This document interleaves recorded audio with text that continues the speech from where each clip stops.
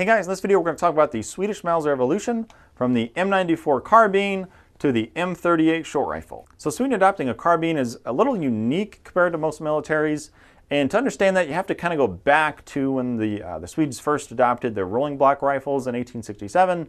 Of course they adopted it in 12 millimeter, just a big bore, black powder cartridge, just kind of what was the norm in the day. And they kept that rifle in 12 millimeter for quite many decades, until, of course, the Lebel comes out, smokeless, gunpowder is a thing. The Lebel kind of sets this, bar for 8 millimeter, kind of being like the sweet spot maybe for a lot of people want. So the Swedish Army adopted this 8x50 8 millimeter, rimmed cartridge. It's the same exact cartridge that Denmark used in their Krag rifle. So the Swedish Army kind of got that, and it's sort of a stopgap. You still don't have a nice, cool magazine feeding rifle. But at least you have smokeless powder. At least you have a small bore cartridge, and so that's what the Swedish Army did. Meanwhile, the Swedish cavalry, they didn't adopt that same cartridge. They were still using 12 millimeter black powder in their short little rolling block carbines, and they were kind of next in line for the next big update on something. And that's why the Swedish cavalry got their carbines first. It kind of feels like the Swedish Army got the short end of the stick there, just converting their rolling blocks instead of getting a whole new rifle. But that's just the way it worked out. It was only a couple years later when the Swedish Army, of course, got their own Mauser, so they didn't have to wait that long. But that means that the first gun that we're going to talk about is the Swedish M94 carbine. And this is a true M94 carbine. You do not have an attachment for the bayonet here. When the Swedish government adopted the M94 carbine, they ordered 5,000 of them from Mauser. They actually upped that by another 7,000, so they ordered 12,000 carbines from actual, the Mauser Oberndorf factory. So that's what this one is. This is an actual M94 made at Mauser Oberndorf factory in 1895. The neat thing about these being made in 1895 is that these are, antiques according to U.S. firearms laws. So this gun is pretty much, exempt from the 1968 Gun Control Act. So if most people in most states can just order this and get this shipped straight to them, which is kind of a neat thing about these antiques, it's one of the neat things about this gun. And this is an actual Swedish-made M94. This one's actually made a bit late in 1916, so that's why it kind of has this different wood than the pre-World War I M94 here. You can tell that this one has a nice walnut stock. I think this is like elm, I'm pretty sure. I don't think it's beech. I'm not quite the wood expert. So kind of one of the unique things about these Swedish carbines in the United States is that because of the National Firearms Act, it regulated barrels to 18 inches. These barrels actually came in just under 18 inches. So these had to be extended in order to be legal in the United States. So most of these M94s that you find in the United States are going to have these barrel extensions on them. So when you see this little nub kind of sticking up is not supposed to be there. It's on the great majority of the M94s in the United States. I've talked to some people about, how these can kind of be removed. Only some can be removed because it just depends on the way that these were welded on. Once you kind of know that, it just looks a little bit funny. It would just be a lot nicer if this was just a nice flush. So the M94 carbine, just kind of being what it was, just a short, nice, handy carbine, it kind of got pulled out of the Swedish cavalry and kind of into other sort of roles where a soldier doesn't need just a long rifle. They want something a little bit more compact, something that won't get in the way. So for people like artillerymen that need something that they can put on their back, just kind of forget about it. They're probably never going to use it, but they need a gun. So M94s kind of started getting pushed into sort of other auxiliary roles like that. And that's when the need for a bayonet attachment came about. So you can't have your soldiers not have a bayonet if they're not on a horse, right? So of course the Swedes, they come up with this 1914 sort of adaptation of a bayonet or a bayonet mount on the carbine. This borrows very, very heavily from the Lee Enfield. It's very, very similar. I have a video on Swedish bayonets. I'll put a linky up here for you. I show a little bit how the bayonets attach and the difference between the Mauser bayonets. I'm not going to go over that right now, but if you're curious on those, go check out that video. But pretty much the Swedes, they stick with this M94-14 now. Now to me, this barrel extension doesn't look so funny with this kind of bayonet attachment lug kind of protruding up, because the barrel extension and this little bayonet lug thing, they kind of go out to the same point. So I never really knew about it or noticed it before on these M94-14s. And I happen to have an M94-14 without the barrel extension on it. I've only really seen a couple of these before, like in real life, not online or anything. So I was pretty happy to get this one. This is exactly how the barrel would have been in Sweden. This is how the guns originally were when they were imported in the United States. This one doesn't have any import marks. I don't know like when this one was imported and why it didn't get one. But there are a few in the US that don't have the barrel extensions on them. These do bring a premium though, because they're, of course, you know, they're less common. And this is sort of the original Swedish configuration. But just to let you know how an M94 without the barrel extension is supposed to look. Now let's get in. I'm going to show you some close-up details on these carbines. This will give you a good idea of just the different sort of shades and just quality of wood that you'll find on all of these. Of course, they used everything from, you know, walnut to elm to beech on these rifles. So, you know, it's one of these things where a lot of guys know the wood types a lot better than I do just by looking at it. Like I think that one's beech and I think that one's walnut, and that's pretty much the extent of my knowledge when it comes to, you know, wood stocks.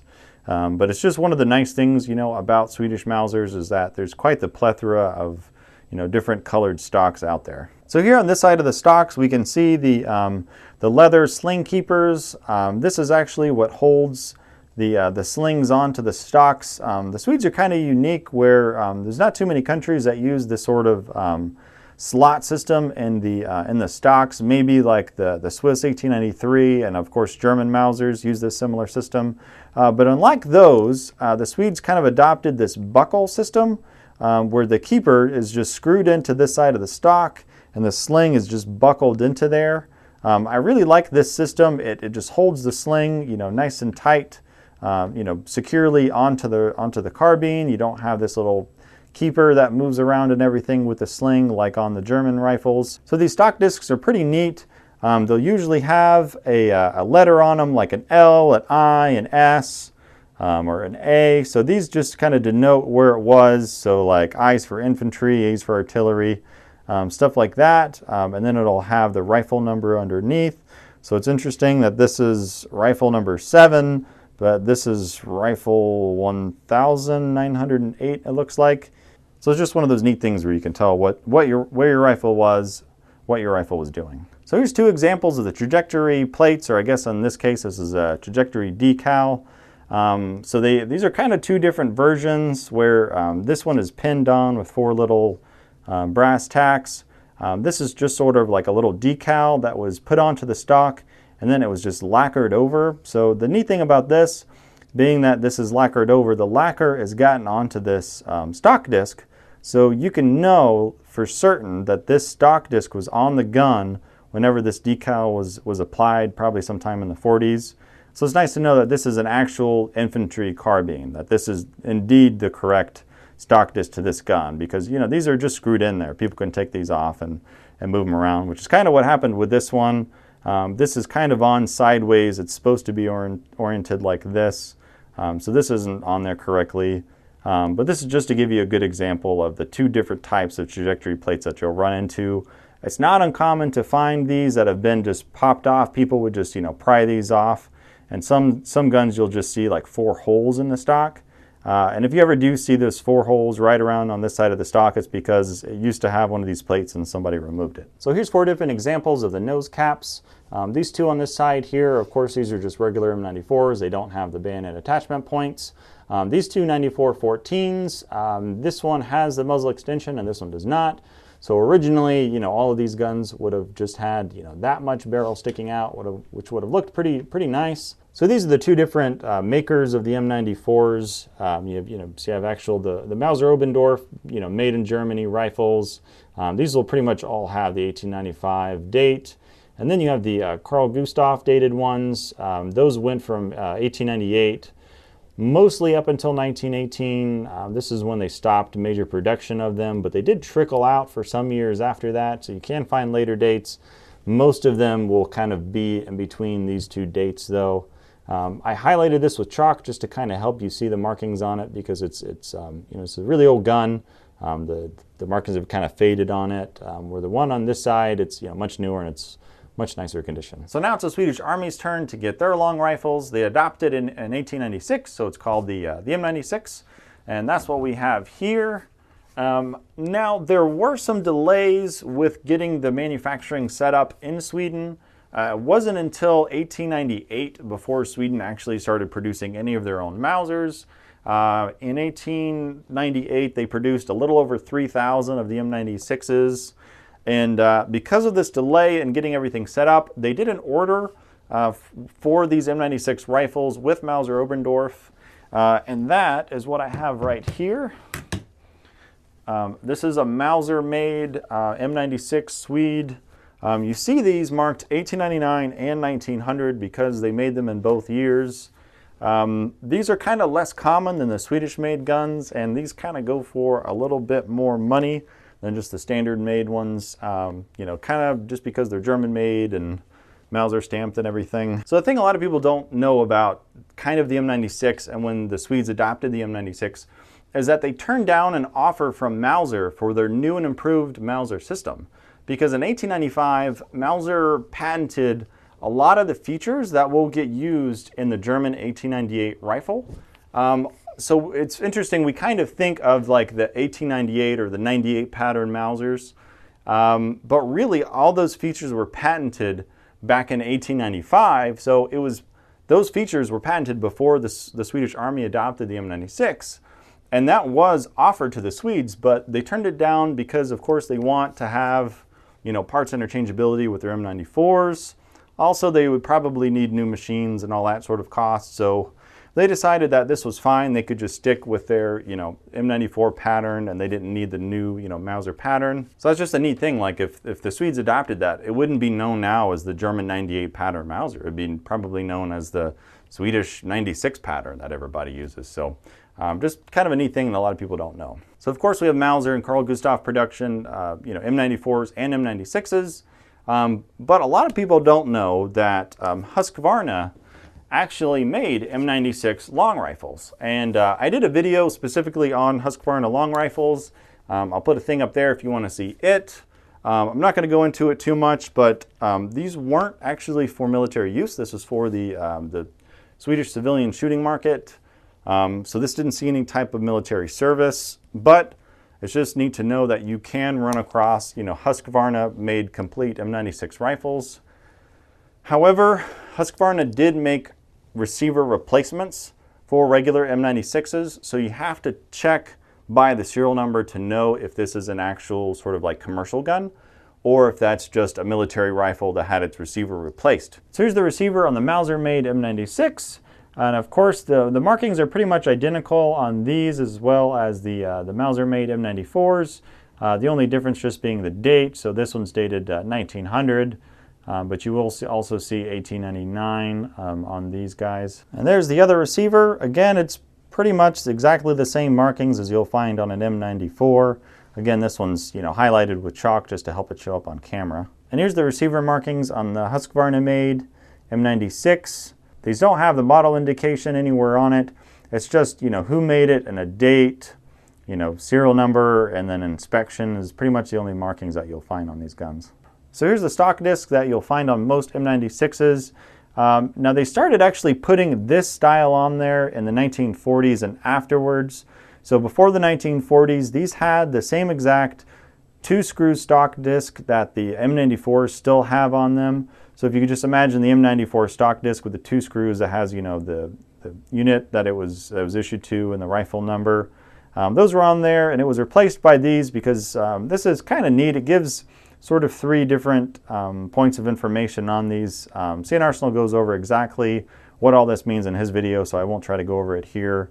But sometimes you'll find M96s with the 2-screw discs, which are really neat. Those aren't too common with that. In fact, if you take the screw out of this stock, you'll actually see 3 screw holes because this originally had the 2-screw one in there. So just a little fun fact about those. And one of the most unique aspects of the M96 and the M38 is probably this bayonet lug attachment method. It's just really different compared to what other Mausers had out there. Most Mausers have a lug that the bayonet would sort of attach onto. Instead, this one kind of has this little hole recessed into this, where there's like a pin on the bayonet that goes down and snaps into this. It's not a very strong attachment method. I don't really know why they went with this. It's not an overall great design, but it's just what they went with.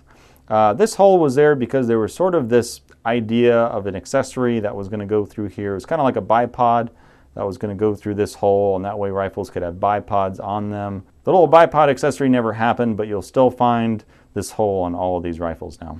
Now you'll find these markings on pretty much all Swedish Mauser sights. It's just kind of telling you like how tall the sight is. If your gun is shooting too high or too low, more than likely you can just tap this out. You can buy a replacement sight that has a different number on it, put it on your gun to help sight it in. That's what the Swedes did. So it's just one of the neat things out there that you can do kind of uniquely with Swedish Mausers is, you know, take out your front sight and put a different one in there, and you can kind of experiment with those and, you know, make your gun shoot spot on with whatever type of ammo you're using. So I want to talk a bit about some of the advantages that the Swedish Mauser system has over its contemporary Mausers.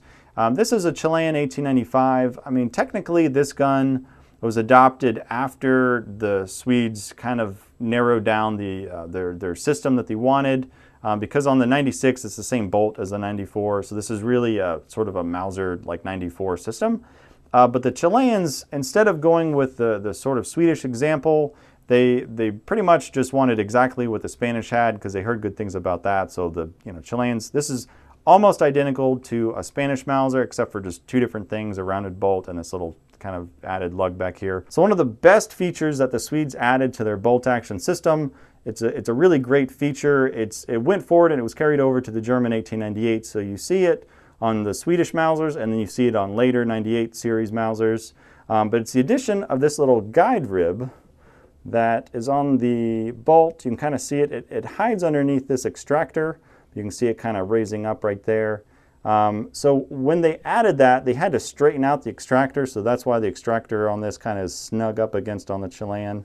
So what that means is on these earlier Mausers, so when the bolt is in this sort of open position, you're in the middle of cycling it. Of course, pushing straight forward and back, it's very smooth. But one of the things that the Norwegians complained about during this rifle trial was that if you push this bolt kind of like at an angle and forward, it would kind of bind up. And it's really surprising kind of how much friction that this bolt generates if you just kind of put a little twist on it as you're chambering it.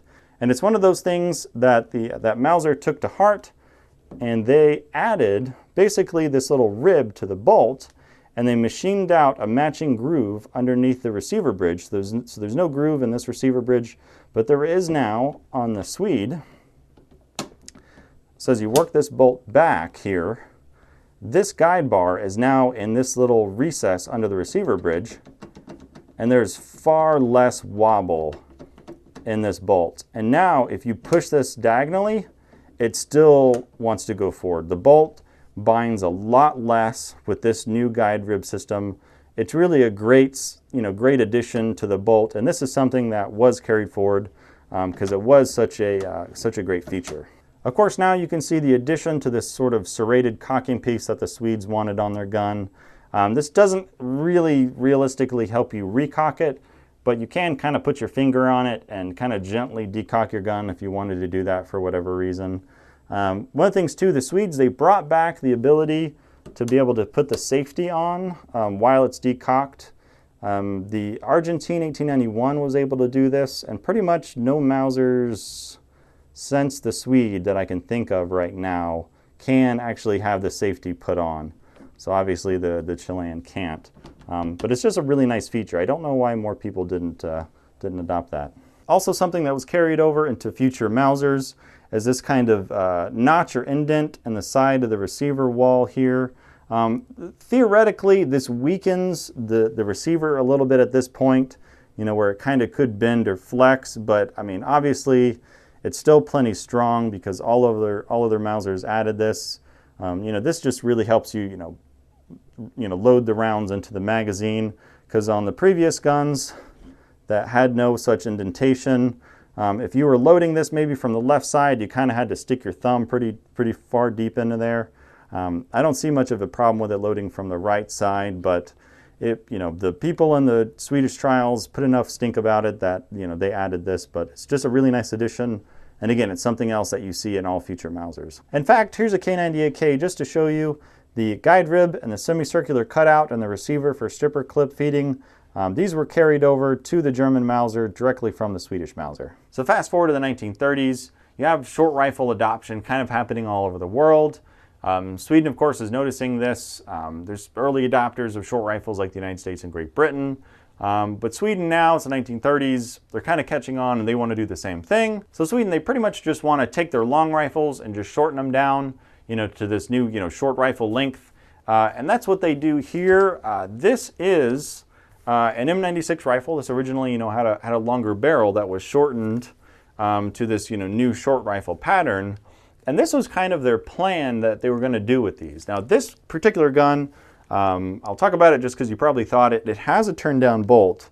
Now, the numbers match completely on this gun.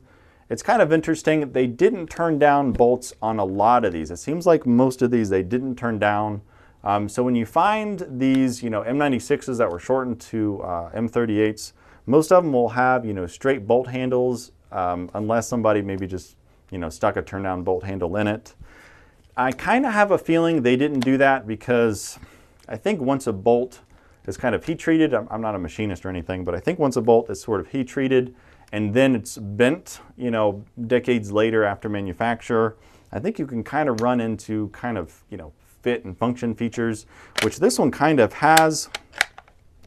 It feels like it's binding up a little bit, which shouldn't happen on a numbers matching gun, but it's happening on this. So this is just, I have no way to prove this. It's just sort of my own hypothesis. I think that maybe they did turn down some of these and then they were kind of noticing different problems. Maybe the whole bolt was kind of shifting or changing when they were bending the handles on them. So they're shortening these rifles. Of course, you have, World War II on the horizon. They're shortening their long rifles to it. But Carl Gustaf really just couldn't keep up. They couldn't do this at a fast enough pace for the Swedish military. And so they kind of had to start looking elsewhere. Plus, Carl Gustaf was kind of doing more important things than just rifles. They're making cannons and machine guns and all sorts of things. So Sweden kind of has to turn to their old, partner with making military arms, and that's Husqvarna. So Husqvarna made these M38s for the Swedish Army through World War II. This is one of those things where, Husqvarna was contracted because the Swedish Army, they desperately wanted more rifles. They really, really liked the 38s. They wanted more short rifles. Of course, the Swedish Army, they still had 36s and 94s, 94-14s, all that stuff, in service during World War II. And, it's one of those things where, with hindsight, looking back at it, and it's like, Sweden was neutral, like, why are they even building guns? And it wasn't that important. But, I mean, if you look at where Sweden is, they had enemies on both sides. You have, the Germans taking Norway on their east. Then you have, the Russians attacking Finland on their west. So they're really in this precarious, situation. They're kind of this weird in between. They're not Axis. They're not ally. They're playing a pretty delicate game of neutrals. Much more delicate than maybe like Switzerland had to play during the war. So Sweden was definitely getting ready for what they thought was this inevitable invasion of their country. They wanted as many, rifles as possible made. It's really quite interesting that a gun as high quality as this, Husqvarna M38 could be made during wartime. But Husqvarna they make really good rifles. They probably make good everything. But I'm just a really big fan of these guns in particular. So now most M38s that you'll find nowadays is what we refer to as the M38Bs. The B upgrade program was something that the Swedish military did in like the 50s. They upgraded the M41 snipers, they upgraded the Jungmans, and this was pretty much the major update that they did to the Mausers, is this threaded muzzle. Now the reason why they threaded these muzzles is for it's kind of like a blank firing adapter, but not necessarily what you're thinking. It was sort of a capturing device that was meant to capture and disintegrate the wooden blanks that were commonly used in training. You can probably imagine what was happening. in order to make something like this necessary to, to add onto the Mauser rifles. It's just kind of one of those neat things. Now there are some like aftermarket accessories that you can put on these. There's like little flash hiders and muzzle brakes, and just plain, thread covers that you can put on these. So a lot of times when you find these guys, they'll have some sort of attachment on them. I see the flash hiders probably most often on them, and it seems to like make the most sense from a military perspective. But as far as I know, they were never used by the Swedish military. I think it was just kind of like a commercial thing, people could buy and slap on them. So here we can see up close two M38s. This guy on the bottom, this was an M96 that was shortened to M38. Collectors call these M96 38s or M38 96s, something like that. It's just a collector term. It's not a real term. The Swedes just called these M38s. In fact, Chad is mad at me for mentioning that. But this up top, this is an actual Husqvarna factory M38. Not too much difference between these two other than just receiver markings.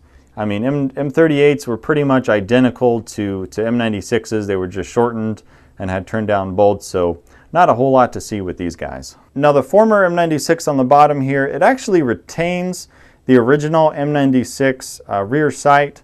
Oftentimes these rear sights were changed out with an adjustable rear sight. It's just kind of interesting that this one still has the M96 sight on it, because this one really wouldn't work with the ammo and the shortened barrel. Here on top we can see an actual M38 rear sight. This one has the T marking on it, which just means that this one is actually sighted in for the M41 Spitzer ammo. If your rear sight doesn't have a T, that just means that it's sighted in for the regular round nose ammo. So you'll see pretty much the same exact sight on M38s with a T or without a T. And just like the M94s, M96s and these M38s were fitted with their own plates. You can see it says M38 on the plate here. It's funny, this one is right side up, which is actually upside down. I'm not sure, I think somebody took this off and flipped it so that it would be right side up. But this isn't correct, and I just am too afraid of damaging it to take it off and reverse it. Here's a decal one. This has kind of been, rubbed off and damaged because, it was just a decal with like a shellac or varnish over it, so it's not super durable. A lot of them that you'll see will be kind of rough like this, or sometimes you'll just see, the stock has been sanded because, some bubba decides that they want to, sand this off to clean it up. So that's not even getting into the 6.5x55 cartridge, but it's a fantastic cartridge. It's, flat shooting.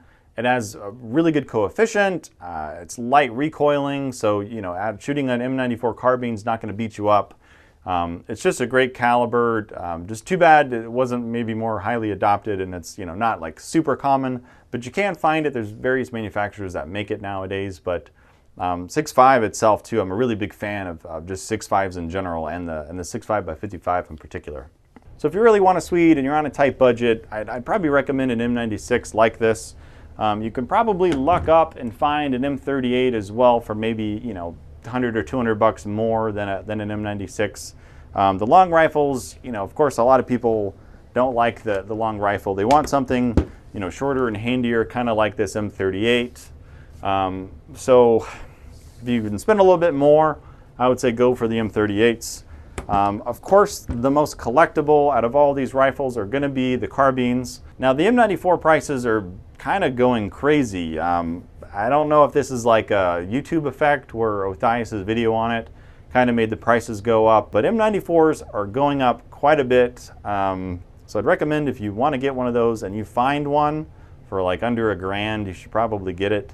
They're definitely great rifles, light, handy guns. They're really cool. I'm glad I got as many as I do now. Let me know what you think about this video, guys. The only way I know like what you like about these and what you don't like is by you guys liking and commenting on all that stuff. So let me know what you guys think of it below. I read all the comments on my videos. Thanks so much for watching, guys, and I'll see you next time.